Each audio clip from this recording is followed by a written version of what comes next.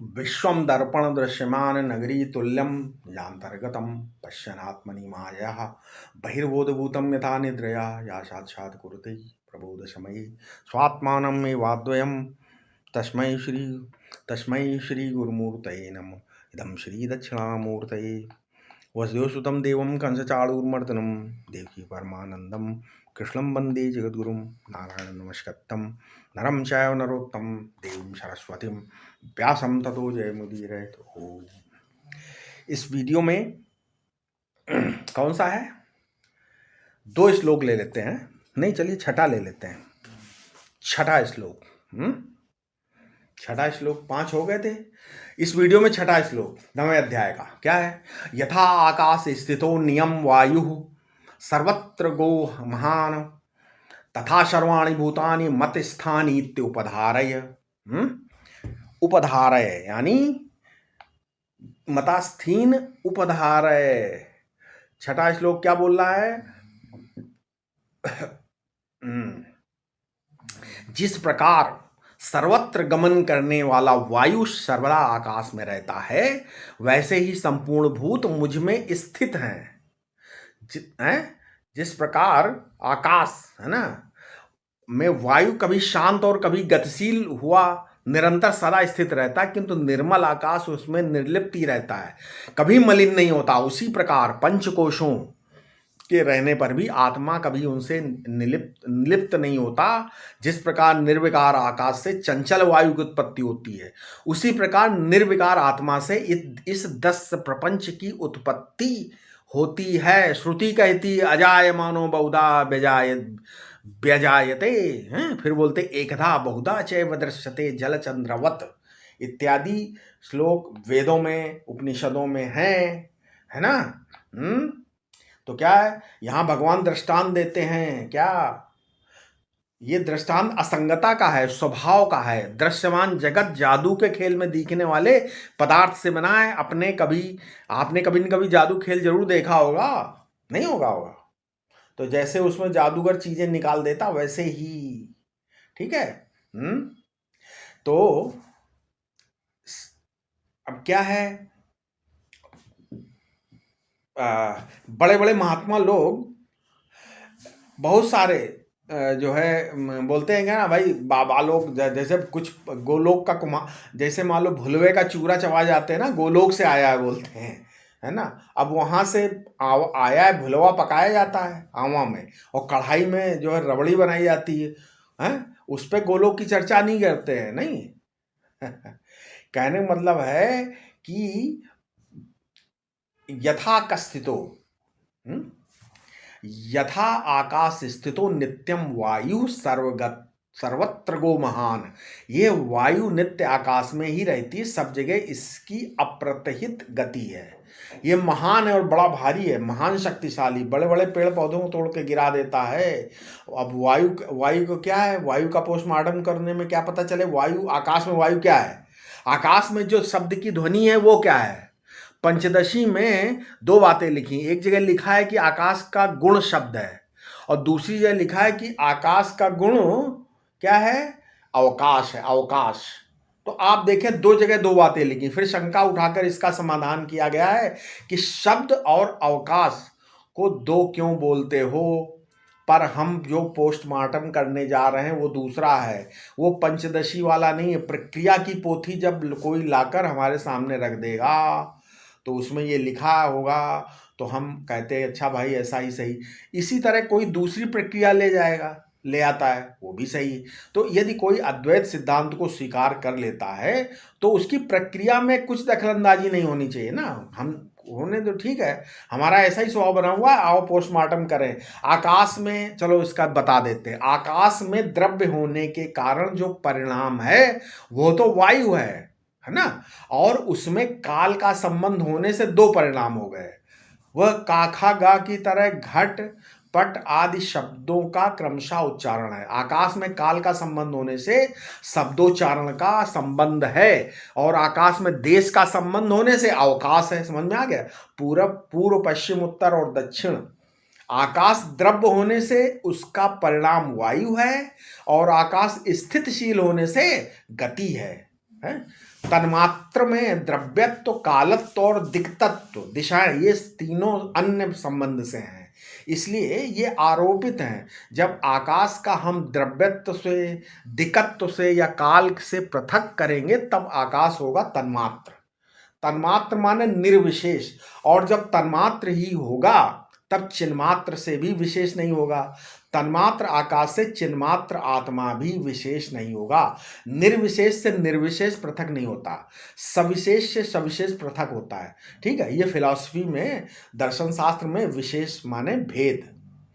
तो क्या हुआ, आकाश में जो वायु देवता हैं वे यहाँ से वहाँ जाते हैं, और एक के बाद दूसरा झोंका आता है, एक के बाद दूसरा झोंका आने का आना ये काल के संबंध से, और यहाँ से वहाँ जाना ये देश के संबंध से। स्थिति में जो गति मालूम पड़ती है वो अपने अत्यंताभाव के अधिष्ठान सन्मात्र में प्रतीत होती है। इसलिए आकाश का द्रव्यत्व और अवकाशत्व और क्रमित्व और उत्पादकत्व, ये तीनों सच्चिद अभिन्न ब्रह्म तत्व में कल्पना मात्र हैं।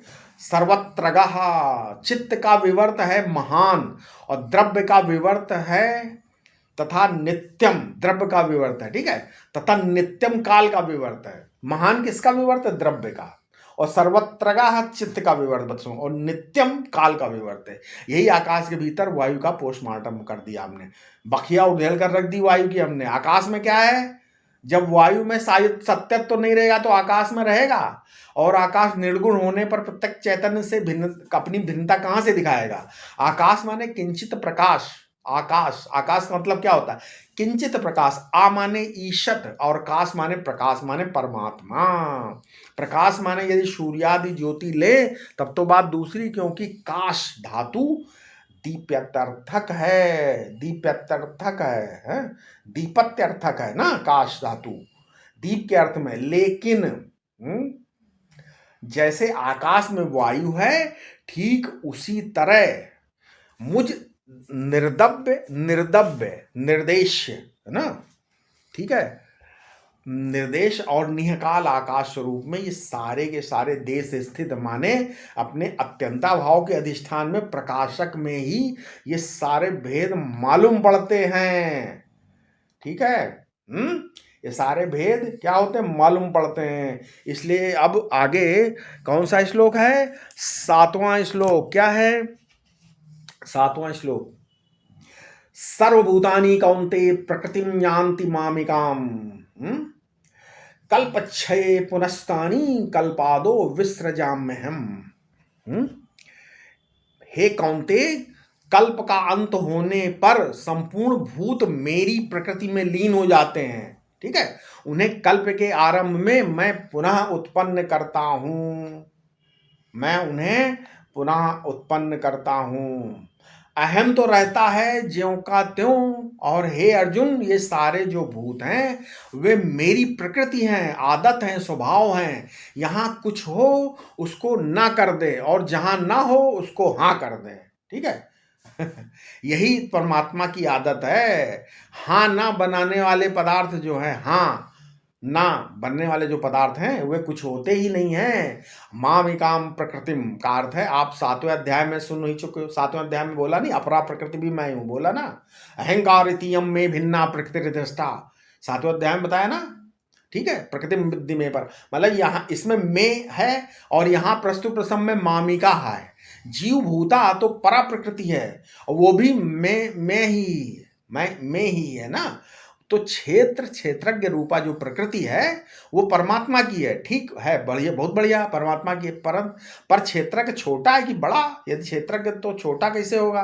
अगर क्षेत्रज्ञ छोटा नहीं, महाभूतान अहंकारो बुद्धिर अव्यक्त में वचा, ये जब अव्यक्त पर्यंत क्षेत्र है तब एतद्दो वेत्ति तम प्राहु क्षेत्रज्ञ इति तद्विधि।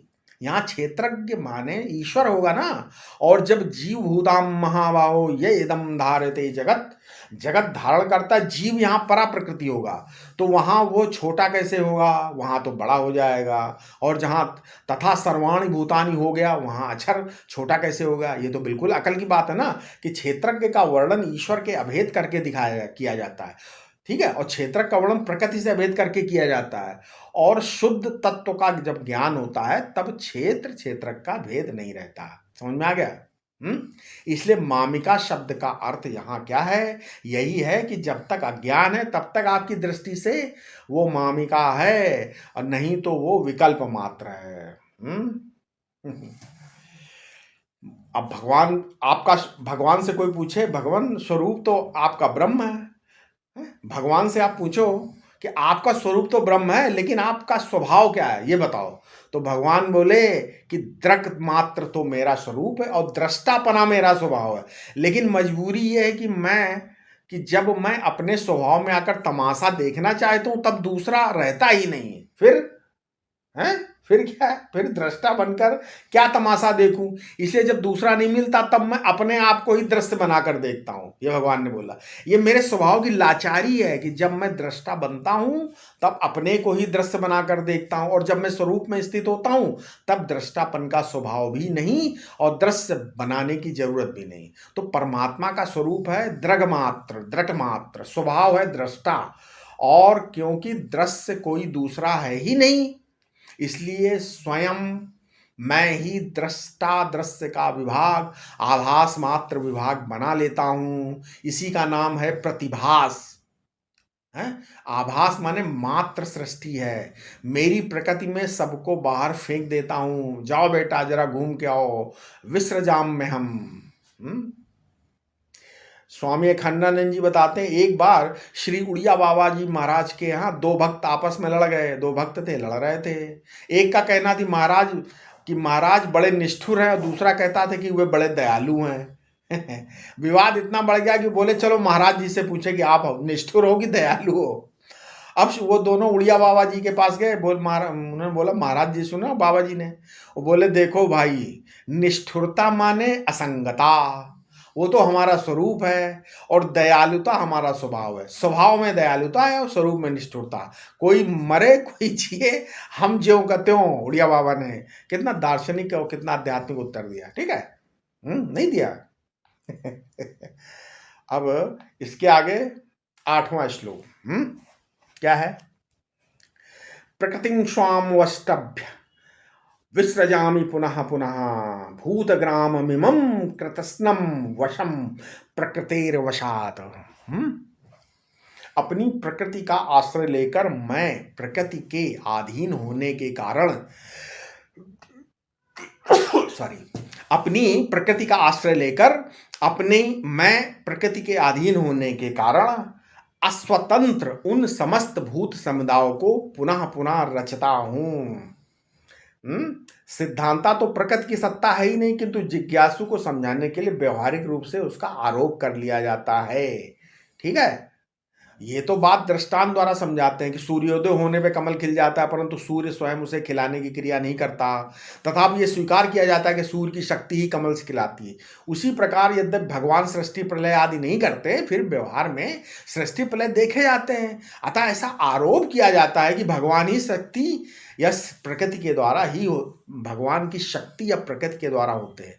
इस प्रकार सृष्टि तो प्रकृति के अधीन है, किंतु प्रकृति भगवान के अधीन है। उनका कोई प्रभाव नहीं पड़ता उन पर, है ना, उन पर इसका कोई प्रभाव नहीं पड़ता। भगवान कहते हैं मैं अपनी प्रकृति को अपने वश में रख कर ही ऐसा करता हूं। ईश्वर की आदत ऐसी नहीं हो सकती जिससे वो मजबूर हो जाए कि नहीं, उसे तो परतंत्र आ जाएगा ना। अगर मजबूर हो जाए तो पारतंत्र आ जाएगा ना, परतंत्र हो जाएगा। इसलिए वो अपनी प्रकृति को वश में रखकर संपूर्ण भूतग्राम को बाहर निकालता है, अनेक बार भाषित कराता है, और फिर सबको समेट लेता है अपने अंदर। ये भूतग्राम क्या है? अवश है, और प्रकृति के अधीन पैदा होकर दिखता भी है और नहीं भी दिखता है। देखो यहाँ कार्य कारण का विवेक होता है। वहां कहा जाता है कि वस्तु दिखती है और नहीं दिखती है। जहां भोक्ता और भोग्य का विवेक होता है वहां क्या बोलते हैं? कभी भोग्य के रूप में वस्तु होती है, कभी नहीं होती है। और आनंदोल्लास भोक्ता भोग्य है और दृश्योल्लास दृष्टा दृश्य है। कार्य कारण का जो उल्लास है वो कार्य कारण है, नहीं, कार्य कारण का उल्लास वो कार्य कारण है। परमात्मा कारणत्व, द्रकत्व और भोक्तृत्व, ये तीनों व्यवहारिक दृष्टि से है। परमार्थ दृष्टि से न कारणत्व है न दृष्टत्व है और न भोक्तृत्व है, क्योंकि न कार्य है, न दृश्य है, न भोग्य है, वो सब परमात्मा का स्वरूप है। अब आगे कौन सा श्लोक है? 9वां श्लोक लेते हैं, ठीक है क्या? 9वां श्लोक। 9वां श्लोक है, न चामामतानि कर्माणि निबध्नन्ति धनंजय उदासीन वदासीनम असक्तम तेषु कर्मसु। किंतु हे धनंजय, उन सृष्टि और प्रलय के कर्मों में उदासीन के समान रहने वाले मुझको वो कर्म क्या है, बांध नहीं पाते। मुझको वो कर्म नहीं बांध पाते। ठीक है, मुझको वो कर्म बांध नहीं पाते। क्यों?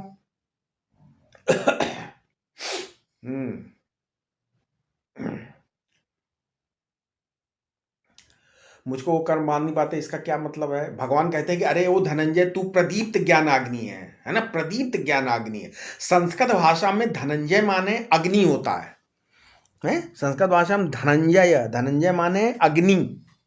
भगवान का आशा है कि जब तुझे कभी कोई कर्म नहीं बांधते, फिर मुझको कहां से बांधेंगे? भला कहीं ज्ञानाग्नि को कर्म बांधते हैं? मैं क्या हूं? मैं तो उदासीन के समान आसीन हूं। उदासीन वदासीनम, उदासीन का अर्थ है प्रज्ञा की छत पर चढ़ जाने वाला हूं। जैसे पहाड़ पर बैठा हुआ आदमी, पहाड़ में बैठा हुआ आदमी नाले में घूमते हुए हाथी को सुअर की तरह देखे, वो उससे डरे ना डरे? उससे क्यों डरेगा? ना तो उस पर चढ़ने का मन करे, क्योंकि वो तो इतने ऊंचे पहाड़ बैठा कि हाथी पर चढ़ने से क्या होगा। इसी प्रकार उदासीनवत माने सबसे ऊर्ध्व ब्रह्म में आसीन होकर बैठा है, ऊर्ध्वासीन के समान बैठा हुआ, और किसी कर्म में उसकी आसक्ति नहीं है कि ये कर्म ही हो।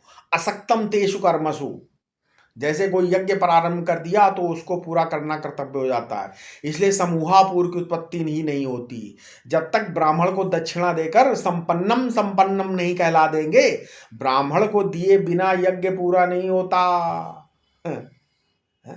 अवभ्रत स्नान पर्यंत याग और ब्राह्मण की दक्षिणा पर्यंत यज्ञ। ठीक है, मान लो कि आज यज्ञ पूरा हुआ और एक रात के बाद दक्षिणा दी गई, तो दूसरे दिन एक रात का ब्याज देना चाहिए, ऐसा लिखा है धर्मशास्त्रों में। मैं अपनी तरफ नहीं बताओ, ये धर्मशास्त्रों में लिखा हुआ है। एक दिन तुमने दक्षिणा रोकी, इसलिए ऐसी स्थिति में पंडित लोग तो दक्षिणा तो ले लेते हैं और संकोच के मारे ब्याज छोड़ देते हैं यजमान पर, इसलिए उससे भी समूहापूर्णक उत्पन्न होने में बाधा पड़ती है। समूहापूर्व अपूर्व उत्पन्न होता है ना, उसमें बाधा पड़ती है।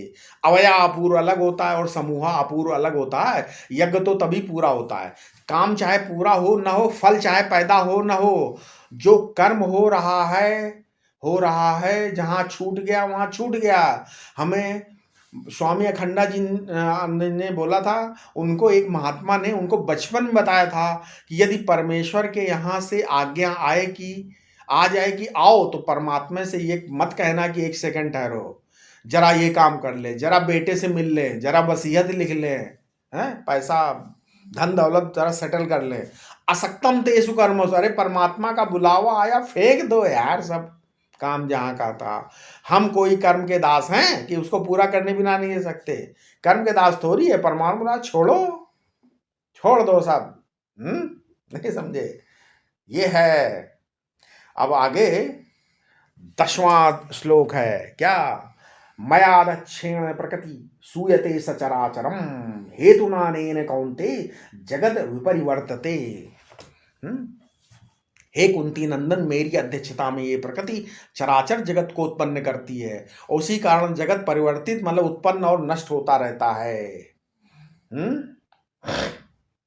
ये मतलब इसमें हमारे कारण यानी क्या हुआ? भगवान बोले कि मैं तो हूं अध्यक्ष। अध्यक्ष का अर्थ है अच्छ। अध्यक्ष का क्या अर्थ? अच्छ तो है अनेक, आंख भी अच्छा है, नासिका भी अच्छा है, कान भी अच्छा है, त्वचा भी अच्छा है, जीव भी अच्छा है। जो विषय में व्याप्त हो उसको अच्छ बोलते हैं। अश्नुते इति, जो विषयावच्छिन्न चैतन्य से अंतःकरणावच्छिन्न चैतन्य, मतलब फिर से बता रहा हूं, जो विषयावच्छिन्न चैतन्य से अंतःकरणावच्छिन्न चैतन्य के एक में मददगार हो, उसको बोलते हैं अच्छ। इसी से धुर्रे पर चढ़कर पहिया भी चलता है और रथ भी। धुर्रा भी अच्छा है, धुरा। तो महाराज अच्छ तो अनेक है, परंतु अध्यक्ष एक है। अधि, चाहे हस हो चाहे दीर्घ हो, अध्यक्ष बनने में कोई बाधा नहीं पड़ती। अधीशु धीरहितेषु मूर्खेषु अच्छाणी अयस्य असो अध्यक्षा।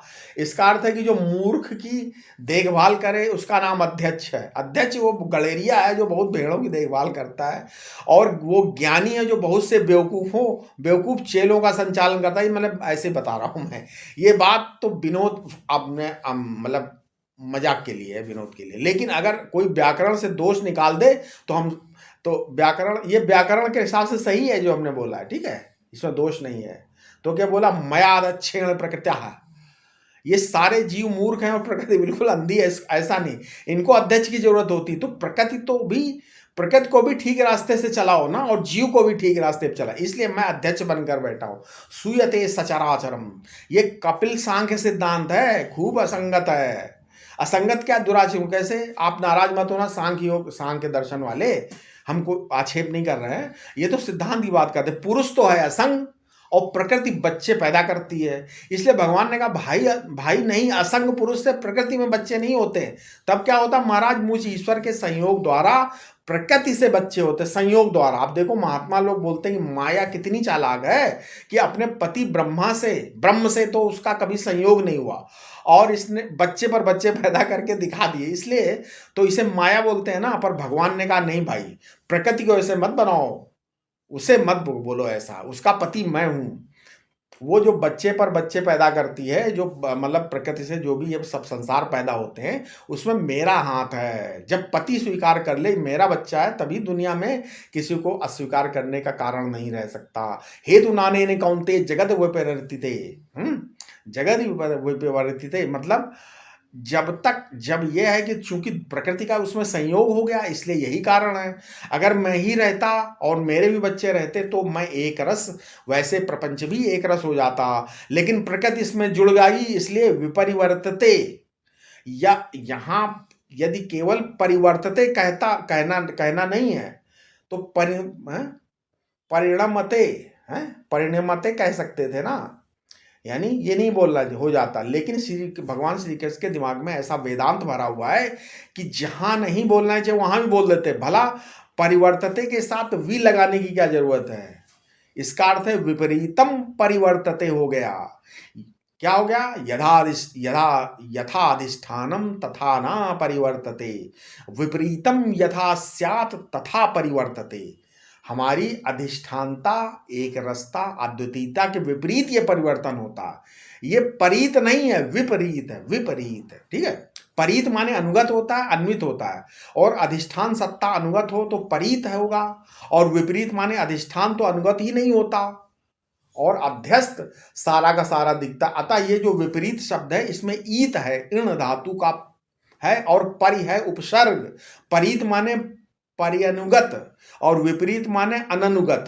जैसे बाप के अनुरूप बेटा नहीं हुआ। तो जगत विपरिवर्तते, कहां तो परमात्मा इसके अध्यस्त। मया तत्मिदम सर्वम मया दक्षिण प्रकृतिम शूयते सचराचरम। और कहां ये प्रकृति, इसलिए अध्यक्ष के अनुरूप जगत नहीं होता, प्रकृति के अनुरूप जगत होता है। प्रकृति माने परमेश्वर का मूड, जैसा मूड बदलता वैसे सृष्टि बदलती रहती है। जैसा मूड वैसा सृष्टि नहीं, अगर जैसा मूड होता है वैसी सृष्टि बदलती रहती है। नहीं, अब आगे कौन सा श्लोक है, आगे है 12वां श्लोक, 11वां श्लोक है ना। 11वां श्लोक क्या है, अवजानन्ति माम मूढ़ा मानुषीम तन्माश्रितम परम भावम जानन्तो मम भूत महेश्वरम। 11 क्या, संपूर्ण भूतों के महान ईश्वर रूप मेरे परम भाव को न जानने के कारण मूढ़ पुरुष मुझे मनुष्य शरीर के आश्रित मानकर, अर्थात यशोदानंदन समझकर मेरी अवज्ञा अर्थात अपमान करते हैं। ठीक, ऐसा बोला। क्योंकि नहीं जानते। अवजानान्ति मूढ़ा अवजानन्ति माम मूढ़ा। वही ब्रह्म मैं हूँ, वही अध्यक्ष मैं हूँ, वही आद्वितीय तत्व मैं हूँ, परंतु मैं आद्वितीय तत्व स्वरूप होने पर भी जब मनुष्य शरीर के रूप में दिख रहा हूँ ना मैं, तब लोग मेरा अपमान करते हैं। अरे मैं मनुष्य नहीं, मनुष्य शरीराभिमानी होता है। मेरे भीतर देह देही का विभाग नहीं, भागवत में आया है इसीलिए, ठीक है। देह देही विभागो अयम अविवेक अकृतः पुरा, ये भागवत का है। ये देह है और इसमें भीतर देही बैठा है, देह की गोद में देही है, ये अविवेक है, इसको बोलते हैं अज्ञान। पुरा माने अनादि अविवेक कृत है। जैसे मिट्टी का एक घड़ा या हजारों घड़े, सब के सब मिट्टी में कल्पित हैं, सब मिट्टी हैं, इसी प्रकार मेरे स्वरूप में ये कल्पित हैं, लेकिन लोग मुझे मनुष्य समझकर कर्ता भोक्ता पापी और पुण्यात्मा मानते हैं। देखो बहुत लोग तो गाली भी दे देते हैं, शिशुपाल टाइप हैं। जैसे महाभारत के अनुसार श्री कृष्ण को रुक्मी ने गाली दी, शिशुपाल ने गाली दी, जरासंध ने गाली दी, कर्ण ने भी दी भाई, महाभारत में बहुत लोगों ने दी। और ये कोई बोलता है ये ग्वारिया है, राजाओं से डर के भाग गया, समुद्र में बसा, ऐसा किया वैसा किया, बीसों हजारों कलंक लगा दिए कृष्ण, भगवान कृष्ण के ऊपर। इसलिए श्री कृष्ण कहते हैं ये लोग मुझको पापी समझते हैं, पुण्यात्मा समझते हैं, कर्ता समझते हैं, भोक्ता समझते हैं, सुखी दुखी समझते हैं, यहाँ तक कि नरक स्वर्ग में गमनागमन वाले जानने वाला भी समझते हैं, परछिन्न समझते हैं। ये लोग मेरा मानव शरीर देखकर, मेरी चमड़ी देखकर मेरी ब्रह्मता को नहीं समझते। इसलिए क्या बोलते हैं, परम भावम जानंतो मम भूत महेश्वरम। जो मेरा परम भाव है, भूत महेश्वर भाव है, परम ऐश्वर्य भाव है, उसे लोग नहीं जानते। अरे मैं भूत महेश्वर रूप में भूतों को नचाता हूं। एक महात्मा थे, उनके पास कभी चोर भी आकर रह जाते थे, कभी डाकू भी आकर टिक जाते थे, कभी सदाचारणी दुराचारणी स्त्रियां भी आ जाती थी, दुराचारी सदाचारी पुरुष भी आ जाते थे। अब लोग कहते थे महाराज ऐसे आदमी आपके पास कहाँ से, आप क्यों बिठाते हो? महात्मा जी कहते भाई शंकर जी का ऐसा स्वभाव ही है कि उसके पास भूत प्रेत सब आते हैं। ये कृष्ण भगवान का स्वभाव, उनके पास ग्वाल बाल रहते हैं। जो बड़े बड़े सदाचारी वैदिक ब्राह्मण होते हैं वो सोचते हैं कि हम अपने कर्म से ही पार उतर जाएंगे, हमें किसी महात्मा के पास जाने की क्या जरूरत है। बहुत सारे लोग बड़े बड़े कर्मकांडी, ऐसे अभिमान में डूबे हुए लोग महात्माओं के पास नहीं आते। लेकिन जिनके भीतर आत्मनिरीक्षण की भावना होती है, जिनको अपने अंदर त्रुटियां मालूम पड़ती हैं, उनका कल्याण महात्माओं के द्वारा खास तौर पर से हो जाता है। ठीक है, महात्माओं के द्वारा ऐसा कोई प्रतिबंध नहीं है कि पुण्यात्मा लोग तो महात्माओं के पास जाएं और पापी न जाएं। ठीक है, ऐसे ही भगवान भी भूत महेश्वर हैं, भूतों को नचाने वाले हैं। इनको साधारण मनुष्य समझकर इनके ऊपर टीका टिप्पणी नहीं करनी चाहिए, क्योंकि ये तो साक्षात भगवान है। भगवान कहते हैं कि मेरी अवमानना करने वालों को मेरा अपमान करने से कुछ फल मिलता हो या कुछ फायदा होता हो तो ऐसा भी नहीं है। ठीक है। आशा है आप सभी लोगों को ये जरूर समझ में आ रहा हो रही होगी गीता। मैं उसको समझाने का प्रयत्न कर रहे हैं। ठीक है, कृपया इस वीडियो को लोगों तक पहुंचाएं। ठीक है। ओम शांति शांति शांति।